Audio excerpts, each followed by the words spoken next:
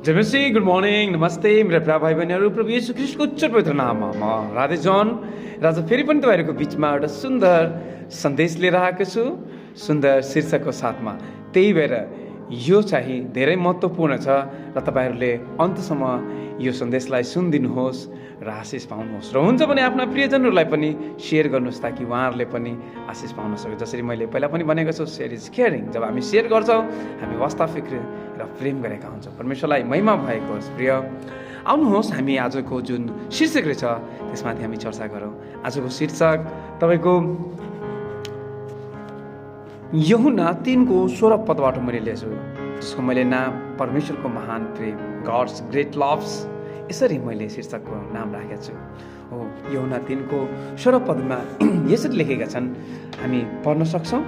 यहाँ छ, किनभने परमेश्वरले संसारलाई यस्तो प्रेम गर्नुभयो कि उहाँले आफ्ना एकमात्र पुत्र दिनुभयो ताकि उहाँमाथि विश्वास गर्ने कोही पनि नाश नहोस् तर त्यसले अनन्त जीवन पाओस्। परमेश्वरलाई महिमा भएको होस्।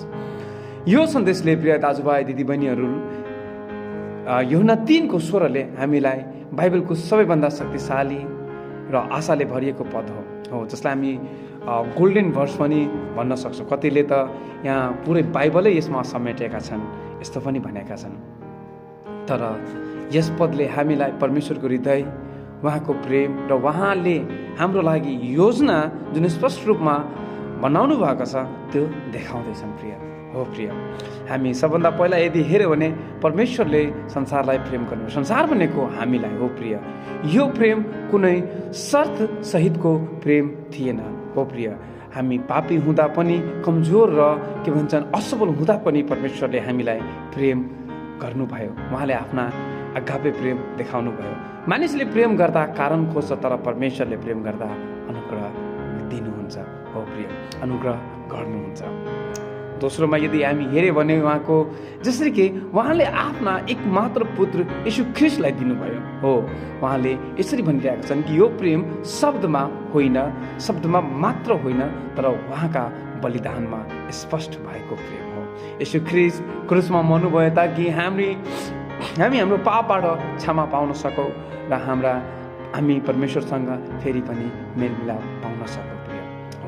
तेस्रोमा यदि हामी हेऱ्यो भने यहाँ यसरी छ, उहाँमाथि विश्वास गर्ने हरेकले अनन्त जीवन पाउँछ। उद्धार पैसाले, कर्मले वा धर्मले होइन तर यीशु ख्रीष्टमाथिको विश्वासद्वारा प्राप्त हुन्छ हो। प्रिय विश्वास गर्नेहरू नाश हुँदैन तर त्यसले परमेश्वरसँगको सधैँको जीवन पाउँछ।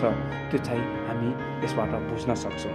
यो पदले आज हामीलाई प्रश्न गर्छ कि हामीले यो प्रेम स्वीकार गरेका छौँ के हामी येशूमाथि विश्वास गरेर नयाँ जीवन पाएका छौँ, नयाँ जीवनमा हिँडिरहेका छौँ हो। प्रिय यो प्रश्न छ। निष्कर्षमा यदि हेऱ्यो भने प्रिय मित्र दाजुभाइ दिदीबहिनीहरू, यूहन्ना 3:16 केवल सम्झनाको लागि पद होइन तर जिउनको लागि सत्य हो। परमेश्वरले तपाईँलाई प्रेम गर्नुहुन्छ। येशू ख्रीष्ट तपाईँका लागि मर्नुभयो र आज पनि उहाँ तपाईँलाई अनन्त जीवनको निमन्त्रणा दिनुहुन्छ। यो प्रेमलाई स्वीकार गरौँ, विश्वासमा दृढ बनाऊ र यो सुसमाचार अरूलाई पनि बाटौँ, किनभने परमेश्वर चाहनुहुन्छ यो। आउनुहोस् म तपाईँहरूको लागि प्रार्थना गर्दैछु र प्रार्थना आफ्नो जीवनमा घोषणा गर्नुहुन म विश्वास गर्दछु।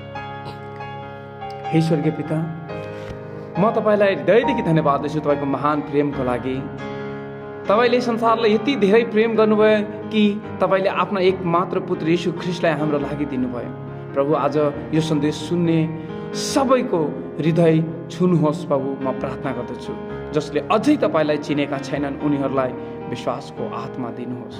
पापबाट फर्किन यीशु ख्रीष्टलाई मुक्तिदाता र प्रभुका रूपमा स्वीकार गर्न मद्दत गर्नुहोस्। हामी सबैलाई तपाईँको प्रेममा स्थिर रहन, पवित्र जीवन जिउन र अनन्त जीवनको आशामा अघि बढ्न अनुग्रह दिनुहोस्। यीशु ख्रीष्टको उच्च पवित्र नाममा बिन्ती प्रार्थना र आशिष माग्दछु। आमेन आमेन आमेन। धन्यवाद तपाईँहरूलाई यो भिडियोलाई अन्तसम्म हेरिदिनु भएको निम्ति, सुनिदिनु भएको निम्ति। प्लिज यो भिडियोलाई सेयर गर्नुहोस्। प्रभुले तपाईँलाई आशिष दिनुहुनेछ। May God bless you and see you.